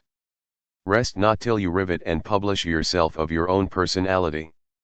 Unfolded out of the folds. Unfolded out of the folds of the woman, man comes unfolded, and is always to come unfolded. Unfolded only out of the superbest woman of the earth is to come the superbest man of the earth. Unfolded out of the friendliest woman is to come the friendliest man. Unfolded only out of the perfect body of a woman can a man be formed of perfect body. Unfolded only out of the inimitable poems of woman can come the poems of man, only thence have my poems come. Unfolded out of the strong and arrogant woman I love, only thence can appear the strong and arrogant man I love. Unfolded by brawny embraces from the well-muscled woman love, only thence come the brawny embraces of the man. Unfolded out of the folds of the woman's brain come all the folds of the man's brain, duly obedient. Unfolded out of the justice of the woman all justice is unfolded. Unfolded out of the sympathy of the woman is all sympathy. A man is a great thing upon the earth and through eternity, but every of the greatness of man is unfolded out of woman. First the man is shaped in the woman, he can then be shaped in himself. What am I after all? What am I after all but a child, pleased with the sound of my own name, repeating it over and over? I stand apart to hear it, never tires me. To you your name also. Did you think there was nothing but 2 or 3 pronunciations in the sound of your name? Cosmos. Who includes diversity and is nature. Who is the amplitude of the earth, and the coarseness and sexuality of the earth, and the great charity of the earth, and the equilibrium also. Who has not looked forth from the windows the eyes for nothing? Or whose brain held audience with messengers for nothing? Who contains believers and disbelievers, who is the most majestic lover? Who holds duly his or her triune proportion of realism, spiritualism, and of the aesthetic or intellectual? Who having considered the body finds all its organs and parts good? Who, out of the theory of the earth and of his or her body, understands by subtle analogies all other theories? The theory of a city, a poem, and of the large politics of these states. Who believes not only in our globe with its sun and moon, but in other globes with their suns and moons? Who, constructing the house of himself or herself, not for a day, but for all time, sees races, eras, dates, generations, the past, the future, dwelling there, like space, inseparable together. Others may praise what they like. Others may praise what they like. But I, from the banks of the running Missouri, praise nothing in art, or aught else, till it has well inhaled the atmosphere of this river, also the western prairie scent, and exudes it all again. Who learns my lesson complete? Who learns my lesson complete? Boss, journeyman, apprentice, churchman, and atheist. The stupid and the wise thinker, parents and offspring, merchant, clerk, porter, and customer. Editor, author, artist, and schoolboy draw nigh and commence. It is no lesson, it lets down the bars to a good lesson. And that to another, and every one to another still. The great laws take and effuse without argument. I am of the same style, for I am their friend. I love them quits and quits, I do not halt and make salams. I lie abstracted and hear beautiful tales of things and the reasons of things. They are so beautiful I nudge myself to listen. I cannot say to any person what I hear, I cannot say it to myself. It is very wonderful. It is no small matter, this round and delicious globe moving so exactly in its orbit forever and ever, without one jolt or the untruth of a single second. I do not think it was made in 6 days, nor in 10,000 years, nor 10 billions of years, nor planned and built one thing after another as an architect plans and builds a house. I do not think 70 years is the time of a man or woman, nor that 70 millions of years is the time of a man or woman, nor that years will ever stop the existence of me, or anyone else. Is it wonderful that I should be immortal? As everyone is immortal. I know it is wonderful, but my eyesight is equally wonderful, and how I was conceived in my mother's womb is equally wonderful, and passed from a babe in the creeping trance of a couple of summers and winters to articulate and walk, all this is equally wonderful. And that my soul embraces you this hour, and we affect each other, without ever seeing each other, and never perhaps to see each other, is every bit as wonderful. And that I can think such thoughts as these is just as wonderful. And that I can remind you, and you think them and know them to be true, is just as wonderful. And that the moon spins round the earth and on with the earth, is equally wonderful. And that they balance themselves with the sun and stars is equally wonderful. Tests. All submit to them where they sit, inner, secure, unapproachable to analysis in the soul. Not traditions, not the outer authorities are the judges. They are the judges of outer authorities and of all traditions. They corroborate as they go only whatever corroborates themselves and touches themselves. For all that, they have it forever in themselves to corroborate far and near without one exception. The torch. On my northwest coast in the midst of the night a fisherman's group stands watching. Out on the lake that expands before them, others are spearing salmon. The canoe, a dim shadowy thing, moves across the black water, bearing a torch ablaze at the prow. O Star of France 1870-71. O Star of France, the brightness of thy hope and strength and fame, like some proud ship that led the fleet so long, beseems today a wreck driven by the gale, a mastless hulk, and mid its teeming maddened half-drowned crowds, nor helm nor helmsman. Dim smitten star, orb not of France alone, pale symbol of my soul, its dearest hopes, the struggle and the daring, rage divine for liberty, of aspirations toward the far ideal, enthusiasts' dreams of brotherhood, of terror to the tyrant and the priest. Star crucified by traitors sold, star panting o'er a land of death, heroic land, strange, passionate, mocking, frivolous land, miserable. Yet for thy errors, vanities, sins, I will not now rebuke thee. Thy unexampled woes and pangs have quelled them all, and left thee sacred. In that amid thy many faults thou ever aimedst highly. In that thou wouldst not really sell thyself however great the price. In that thou surely wakedst weeping from thy drugged sleep. In that alone among thy sisters thou, giantess, didst rend the ones that shamed thee. In that thou couldst not, wouldst not, wear the usual chains. This cross, thy livid face, thy pierced hands and feet, the spear thrust in thy side. O star! O ship of France, beat back and baffled long. Bear up, O smitten orb! O ship, continue on. Sure as the ship of all, the earth itself. product of deathly fire and turbulent chaos. Forth from its spasms of fury and its poisons. Issuing at last in perfect power and beauty. Onward beneath the sun following its course. So the O ship of France. Finished the days, the clouds dispelled. The travail o'er, the long-sought extrication. When lo!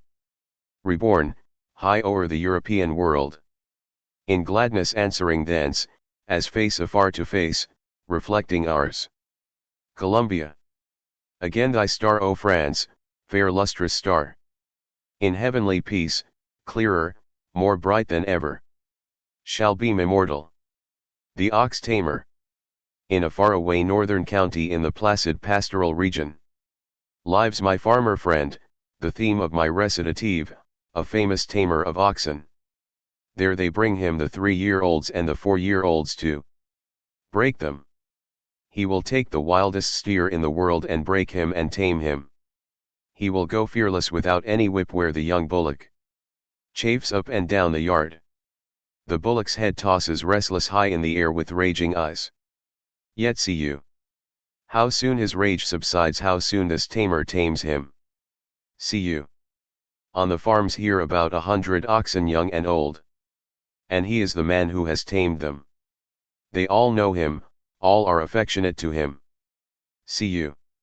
Some are such beautiful animals, so lofty looking. Some are buff-colored, some mottled, one has a white line running along his back, some are brindled. Some have wide flaring horns, a good sign, see you. The bright hides.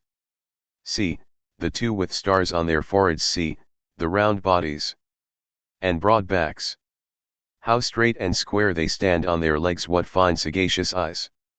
How straight they watch their tamer, they wish him near them, how they turn to look after him. What yearning expression. How uneasy they are when he moves away from them. Now I marvel what it can be he appears to them, books, politics, poems, depart, all else departs. I confess I envy only his fascination, my silent, illiterate friend. Whom 100 oxen love there in his life on farms. In the northern county far, in the placid pastoral region. An old man's thought of school. For the inauguration of a public school, Camden, New Jersey, 1874. An old man's thought of school. An old man gathering youthful memories and blooms that youth itself cannot. Now only do I know you. O fair auroral skies, O morning dew upon the grass. And these I see, these sparkling eyes. These stores of mystic meaning, these young lives. Building, equipping like a fleet of ships, immortal ships. Soon to sail out over the measureless seas. On the soul's voyage. Only a lot of boys and girls. Only the tiresome spelling, writing, ciphering classes. Only a public school.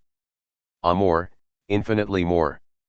As George Fox raised his warning cry, is it this pile of brick and mortar, these dead floors, windows, rails, you call the church? Why, this is not the church at all, the church is living, ever living souls. And you, America, cast you the real reckoning for your present? The lights and shadows of your future, good or evil? To girlhood, boyhood look, the teacher and the school. Wandering at morn. Wandering at morn. Emerging from the night from gloomy thoughts, thee in my thoughts? Yearning for the harmonious union. Thee, singing bird divine. Thee coiled in evil times, my country, with craft and black dismay. With every meanness, treason thrust upon thee. This common marvel I beheld, the parent thrush I watched feeding its young. The singing thrush whose tones of joy and faith ecstatic fail not to certify and cheer my soul. There pondered, felt I. If worms, snakes, loathsome grubs, may to sweet spiritual songs be turned. If vermin so transposed, so used, and blessed may be. Then may I trust in you, your fortunes, days, my country. Who knows but these may be the lessons fit for you. From these your future song may rise with joyous trills. destined to fill the world. Italian music in Dakota. The 17th, the finest regimental band I ever heard. Through the soft evening air and winding all rocks, woods, fort, cannon, pacing sentries, endless wilds. In dulcet streams, in flutes and cornets notes. Electric, pensive, turbulent, artificial. Yet strangely fitting even here, meanings unknown before. Subtler than ever, more harmony, as if born here, related here. Not to the city's frescoed rooms, not to the audience of the opera house. Sounds, echoes, wandering strains, as really here at home. Sonnambula's innocent love, trios with Norma's anguish. And thy ecstatic chorus Poliotto. Rayed in the limpid yellow slanting sundown. Music, Italian music in Dakota. While nature, sovereign of this gnarled realm, lurking in hidden barbaric grim recesses, acknowledging rapport however far removed, as some old root or soil of earth its last-born flower or fruit, listens well pleased. With all thy gifts. With all thy gifts America. Standing secure, rapidly tending, overlooking the world. Power, wealth, extent, vouchsafed to thee with these and like of these vouchsafed to thee. What if one gift thou lackest? The ultimate human problem never solving. The gift of perfect women fit for thee. What if that gift of gifts thou lackest? The towering feminine of thee? The beauty, health, completion, fit for thee? The mother's fit for thee? My picture gallery. In a little house keep I pictures suspended. It is not a fixed house. It is round, it is only a few inches from one side to the other. Yet behold, it has room for all the shows of the world, all memories. Here the tableaus of life, and here the groupings of death. Here, do you know this? This is Cicerone himself. With finger raised he points to the prodigal pictures. The prairie states. A newer garden of creation, no primal solitude. Dense, joyous, modern, populous millions, cities and farms. With iron interlaced, composite, tied, many in one. By all the world contributed freedoms and laws and thrift society. The crown and teeming paradise, so far, of time's accumulations. To justify the past. Book XXV. Proud music of the storm. 1. Proud music of the storm. Blast that careers so free, whistling across the prairies. Strong hum of forest treetops, wind of the mountains. Personified dim shapes, you hidden orchestras. You serenades of phantoms with instruments alert. Blending with nature's rhythms all the tongues of nations. You chords left as by vast composers, you choruses. You formless, free, religious dances, you from the Orient. You undertone of rivers, roar of pouring cataracts. You sounds from distant guns with galloping cavalry. Echoes of camps with all the different bugle calls. Trooping tumultuous, filling the midnight late, bending me powerless. Entering my lonesome slumber chamber, why have you seized me? 2. Come forward, O my soul, and let the rest retire. Listen, lose not, it is toward thee they tend. Parting the midnight, entering my slumber chamber. For thee they sing and dance, O soul. A festival song. The duet of the bridegroom and the bride, a marriage march. With lips of love, and hearts of lovers filled to the brim with love. The red-flushed cheeks and perfumes, the cortege swarming full of friendly faces young and old. To flutes clear notes and sounding harps cantabile. Now loud approaching drums. Victoria. Seest thou in powder smoke the banners torn but flying? The rout of the baffled? Hearest those shouts of a conquering army? Ah soul, the sobs of women, the wounded groaning in agony. The hiss and crackle of flames, the blackened ruins, the embers of cities. The dirge and desolation of mankind. Now airs antique and medieval fill me. I see and hear old harpers with their harps at Welsh festivals. I hear the mincing singing their lays of love. I hear the minstrels, gleemen, troubadours, of the Middle Ages. Now the great organ sounds, tremulous, while underneath, as the hid footholds of the earth, on which arising rest, and leaping forth depend, all shapes of beauty, grace, and strength, all hues we know. Green blades of grass and warbling birds, children that gambol and play, the clouds of heaven above. The strong bass stands, and its pulsations intermits not. Bathing, supporting, merging all the rest, maternity of all the rest. And with it every instrument in multitudes. The players playing, all the world's musicians. The solemn hymns and masses rousing adoration. All passionate heart chants, sorrowful appeals. The measureless sweet vocalists of ages. And for their solvent setting earth's own diapason. Of winds and woods and mighty ocean waves. A new composite orchestra, binder of years and climes, tenfold renewer. As of the far back days the poets tell, the paradiso. The straying thence, the separation long, but now the wandering done. The journey done, the journeyman come home. And man and art with nature fused again. Tutti. For earth and heaven. The almighty leader now for once has signaled with his wand. The manly strophe of the husbands of the world. And all the wives responding. The tongues of violins. I think, O tongues, yet tell this heart, that cannot tell itself. This brooding yearning heart, that cannot tell itself. 3. Ah, from a little child. Thou knowest, soul, how to me all sounds became music. My mother's voice in lullaby or hymn. The voice, O tender voices, memory's loving voices.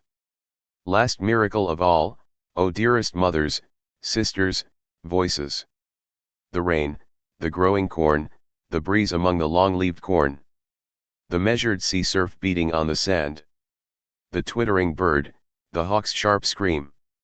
The wildfowl's notes at night as flying low migrating north or south. The psalm in the country church or mid the clustering trees, the open-air camp meeting. The fiddler in the tavern, the glee, the long-strung sailor song. The lowing cattle, bleating sheep, the crowing cock at dawn. All songs of current lands come sounding round me.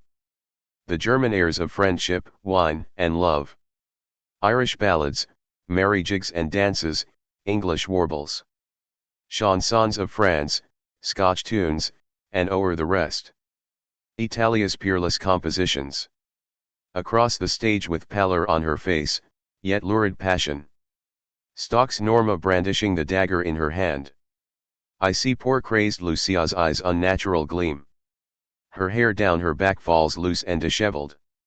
I see wearer Nanny walking the bridal garden. Amid the scent of night roses, radiant, holding his bride by the hand. Here's the infernal call, the death pledge of the horn. To crossing swords and grey hairs bared to heaven. The clear electric bass and baritone of the world. The trombone duo, Libertad forever. From Spanish chestnut trees' dense shade. By old and heavy convent walls a wailing song. Song of lost love, the torch of youth and life quenched in despair. Song of the dying swan, Fernando's heart is breaking. Awaking from her woes at last retrieved Amina sings.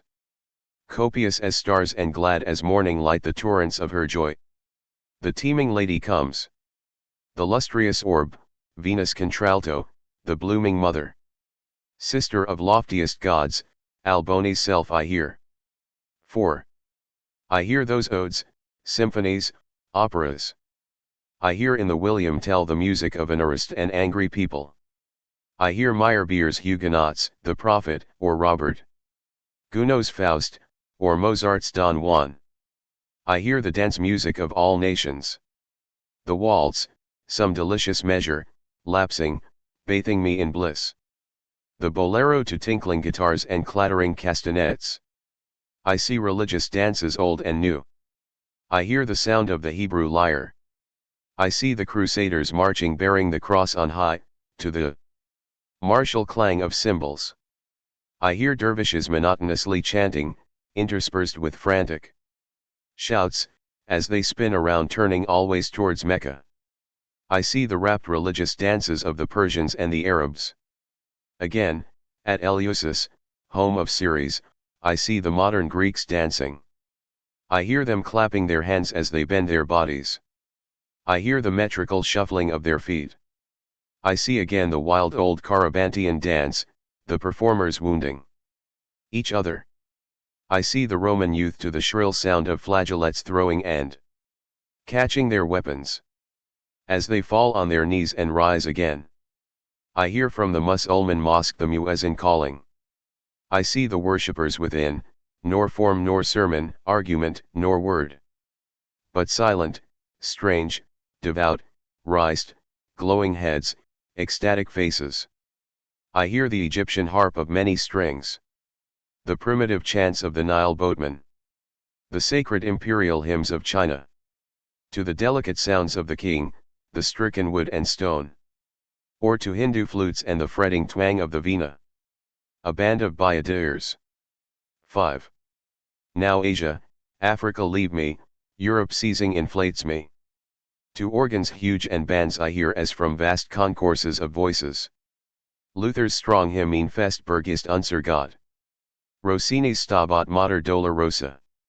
Or floating in some high cathedral dim with gorgeous colored windows. The passionate Agnus Dei or Gloria in excelsis. Composers. Mighty maestros. And you, sweet singers of old lands, soprani, tenori, bassi. To you a new bard caroling in the west. Obeisant sends his love. Such led to thee, O soul. All senses, shows and objects, lead to thee. But now it seems to me sound leads o'er all the rest. I hear the annual singing of the children in St. Paul's Cathedral. Or, under the high roof of some colossal hall, the symphonies. Oratorios of Beethoven, Handel, or Haydn. The creation in billows of godhood laves me. Give me to hold all sounds, I madly struggling cry. Fill me with all the voices of the universe. Endow me with their throbbings, nature's also. The tempests, waters, winds, operas, and chants, marches and dances. Utter, pour in, for I would take them all. 6. Then I woke softly. And pausing, questioning a while the music of my dream. And questioning all those reminiscences, the tempest in its fury. And all the songs of sopranos and tenors. And those rapt oriental dances of religious fervor. And the sweet varied instruments, and the diapason of organs. And all the artless plaints of love and grief and death. I said to my silent curious soul out of the bed of the slumber chamber. Come, for I have found the clue I sought so long. Let us go forth refreshed amid the day. Cheerfully tallying life, walking the world, the real. Nourished henceforth by our celestial dream. And I said, moreover. Haply what thou hast heard, O soul, was not the sound of winds. Nor dream of raging storm, nor sea hawks flapping wings, nor harsh scream. Nor vocalism of sun-bright Italy. Nor German organ majestic, nor vast concourse of voices, nor layers of harmonies. Nor strophes of husbands and wives, nor sound of marching soldiers. Nor flutes, nor harps, nor the bugle calls of camps. But to a new rhythmus fitted for thee. Poems bridging the way from life to death, vaguely wafted in night air, uncaught, unwritten. Which let us go forth in the bold day and write. Book XXVI. Passage to India. 1. Singing my days. Singing the great achievements of the present. Singing the strong light works of engineers. Our modern wonders, the antique ponderous seven outvied. In the old world the east the Suez Canal. The new by its mighty railroad spanned. The seas inlaid with eloquent gentle wires. Yet first to sound, and ever sound, the cry with thee, O soul. The past. The past. The past. The past, the dark unfathomed retrospect. The teeming gulf, the sleepers and the shadows. The past, the infinite greatness of the past. For what is the present after all but a growth out of the past? As a projectile formed, impelled, passing a certain line, still keeps on. So the present, utterly formed, impelled by the past. 2. Passage, O soul, to India. Eclaircise the myths Asiatic, the primitive fables. Not you alone proud truths of the world. Nor you alone ye facts of modern science. But myths and fables of Eld, Asia's, Africa's fables. The far-darting beams of the spirit, the unloosed dreams. The deep-diving Bibles and legends. The daring plots of the poets, the elder religions. O you temples fairer than lilies poured over by the rising sun. O you fables spurning the known, eluding the hold of the known. Mounting to heaven. You lofty and dazzling towers, pinnacled, red as roses, burnished with gold. Towers of fables immortal fashioned from mortal dreams. You too I welcome and fully the same as the rest. You too with joy I sing. Passage to India. Lo, soul, seest thou not God's purpose from the first?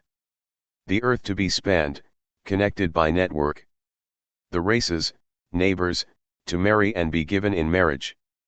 The oceans to be crossed, the distant brought near. The lands to be welded together. A worship new I sing. You captains, voyagers, explorers, yours. You engineers, you architects, machinists, yours. You, not for trade or transportation only, but in God's name, and for thy sake, O soul. 3. Passage to India. Lo, soul, for thee of tableaus twain. I see in one the Suez Canal initiated, opened. I see the procession of steamships, the empress and genies leading the van. I mark from on deck the strange landscape, the pure sky, the level sand in the distance. I pass swiftly the picturesque groups, the workmen gathered. The gigantic dredging machines. In one again, different, yet thine, all thine, O soul, the same.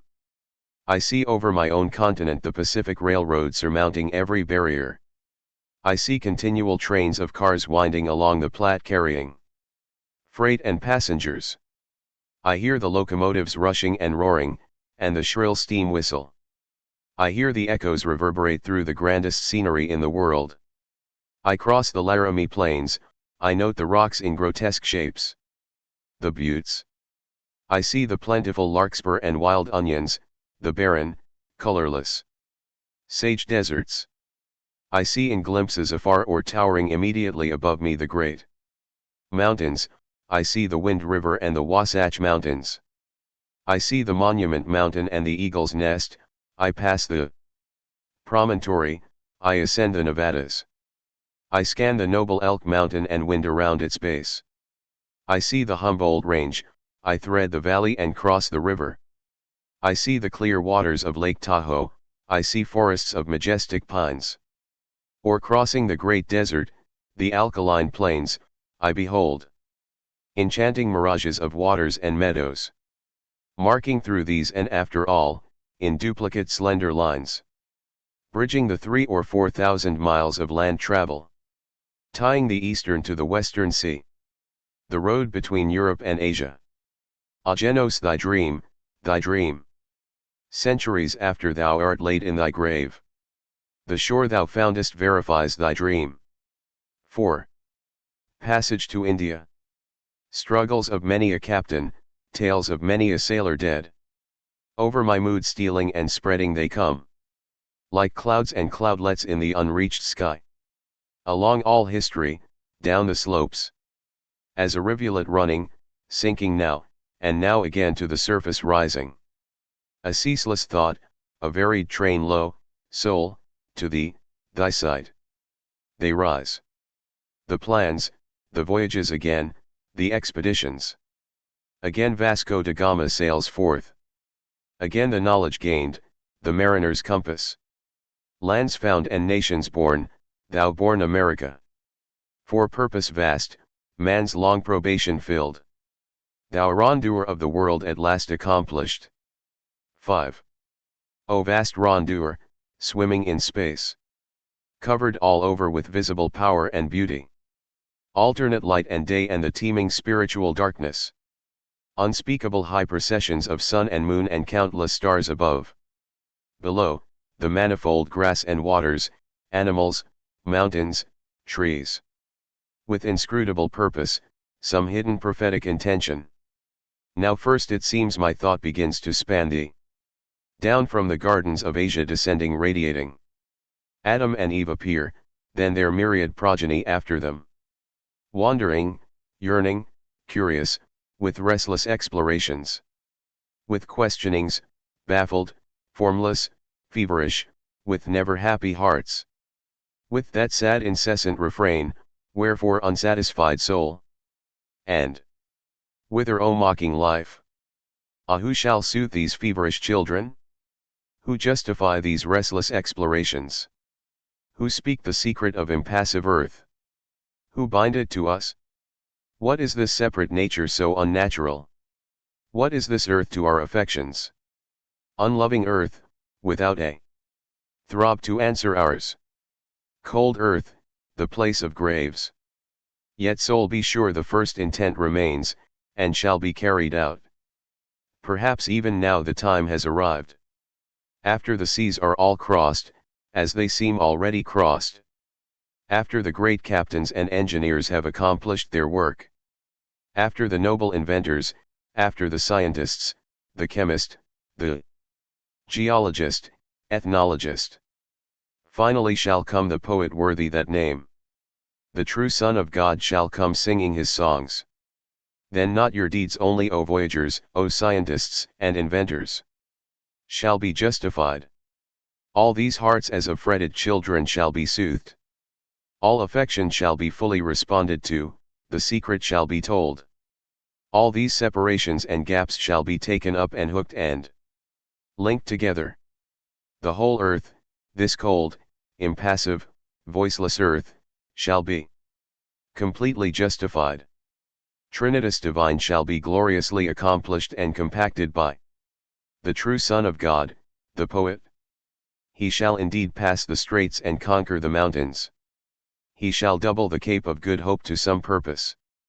Nature and man shall be disjoined and diffused no more. The true Son of God shall absolutely fuse them. 6. Year at whose wide-flung door I sing. Year of the purpose accomplished. Year of the marriage of continents, climates, and oceans. No mere doge of Venice now wedding the Adriatic. I see, O year, in you the vast terraqueous globe given and giving all. Europe to Asia, Africa joined, and they to the New World. The lands, geographies, dancing before you, holding a festival garland. As brides and bridegrooms hand in hand. Passage to India. Cooling airs from Caucasus far, soothing cradle of man. The river Euphrates flowing, the past lit up again. Lo soul, the retrospect brought forward. The old, most populous, wealthiest of earth's lands. The streams of the Indus and the Ganges and their many affluents. I my shores of America walking today behold, resuming all. The tale of Alexander on his warlike marches suddenly dying. On one side China and on the other side Persia and Arabia. To the south the great seas and the Bay of Bengal. The flowing literatures, tremendous epics, religions, castes. Old occult Brahma interminably far back, the tender and junior Buddha. Central and southern empires and all their belongings, possessors. The wars of Tamerlane, the reign of Aurangzeb. The traders, rulers, explorers, Muslims, Venetians, Byzantium, the Arabs, Portuguese. The first travelers famous yet, Marco Polo, Batauta the Moor. Doubts to be solved, the map incognita, blanks to be filled. The foot of man unstayed, the hands never at rest. Thyself, O soul, that will not brook a challenge. The medieval navigators rise before me. The world of 1492, with its awakened enterprise.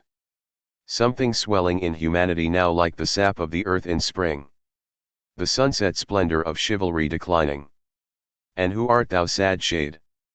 Gigantic, visionary, thyself a visionary. With majestic limbs and pious beaming eyes.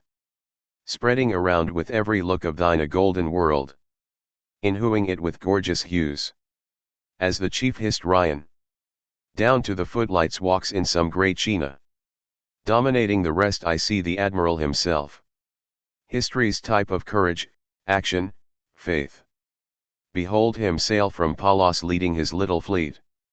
His voyage behold, his return, his great fame. His misfortunes, calumniators, behold him a prisoner, chained. Behold his dejection, poverty, death. Curious in time I stand, noting the efforts of heroes. Is the deferment long? Bitter the slander, poverty, death. Lies the seed unwrecked for centuries in the ground? Lo, to God's due occasion. Uprising in the night, it sprouts, blooms, and fills the earth with use and beauty. 7. Passage indeed, O soul, to primal thought. Not lands and seas alone, thy own clear freshness. The young maturity of brood and bloom. To realms of budding Bibles. O soul, repressless, I with thee and thou with me. Thy circumnavigation of the world begin. Of man, the voyage of his mind's return. To reason's early paradise. Back, back to wisdom's birth, to innocent intuitions. Again with fair creation.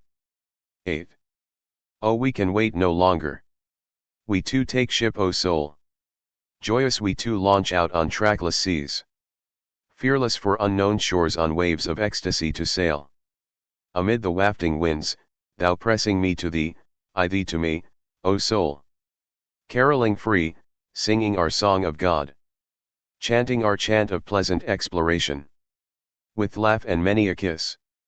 Let others deprecate, let others weep for sin, remorse, humiliation. O soul, thou pleasest me, I thee. Ah, more than any priest, O soul, we too believe in God. But with the mystery of God we dare not dally.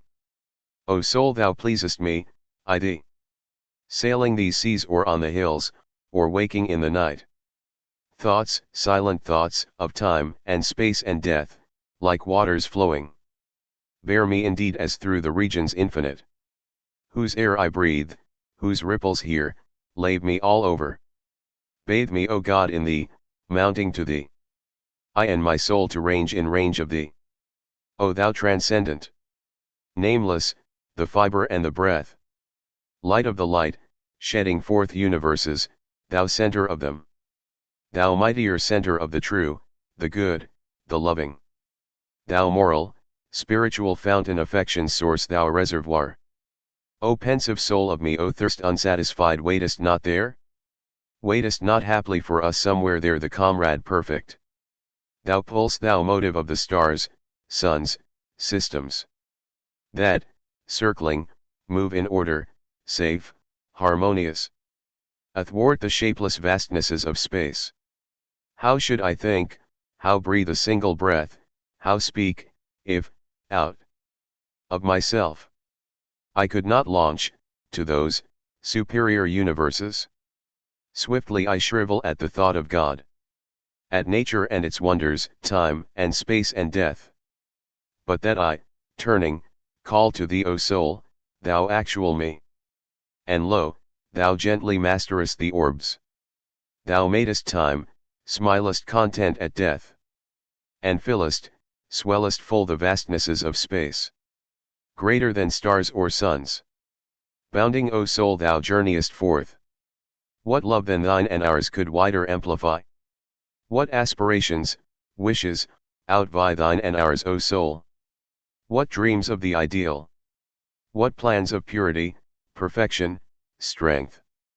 What cheerful willingness for others' sake to give up all? For others' sake to suffer all?